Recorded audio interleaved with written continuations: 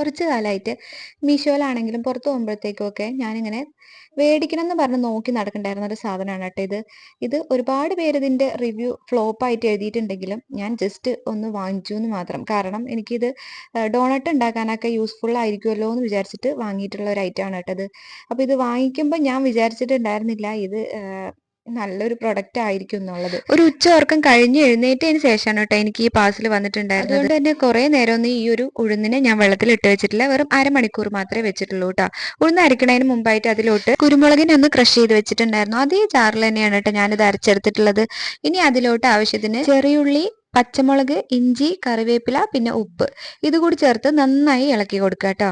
പിന്നെ ഈ മാവിന്റെ ഒരു കൺസിസ്റ്റൻസി ഉണ്ടല്ലേ, ഈ ഒരു രീതിയിൽ വേണം കേട്ടോ നമ്മുടെ ഈ ഒരു ഉഴുന്നുവട ഇരിക്കാനായിട്ട്. എന്നാലാണ് നമുക്ക് നല്ല അടിപൊളിയായിട്ട് കിട്ടുള്ളൂ. പിന്നെ ഈ സ്പൂൺ തന്നെ വീഴുന്നില്ല കണ്ടില്ലേ. അപ്പം ഞാൻ ഒരിക്കലും ഇത് നല്ലൊരു ഉഴുന്നുവടയായിട്ട് കിട്ടുമെന്ന് പ്രതീക്ഷിച്ചിട്ടേ ഉണ്ടായിരുന്നില്ല കേട്ടോ.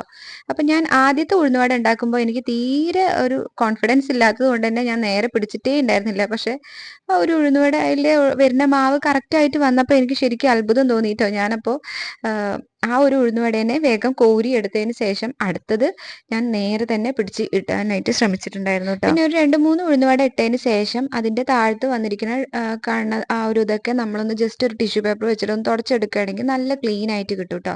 ഇതേ കണ്ടില്ലേ, ഇതുപോലെ ഒന്ന് ജസ്റ്റ് ഒന്ന് ഇങ്ങനെ പ്രസ് ചെയ്ത് കൊടുത്താൽ തന്നെ അതിൻ്റെ ഉള്ളിലുള്ള മാവ് കറക്റ്റ് ആയിട്ട് വരുന്നുണ്ട്. പിന്നെ ഇങ്ങനെ തിരിച്ചു മറിച്ച് വിടുകയാണ് ആവശ്യമുള്ളൂ കേട്ടോ.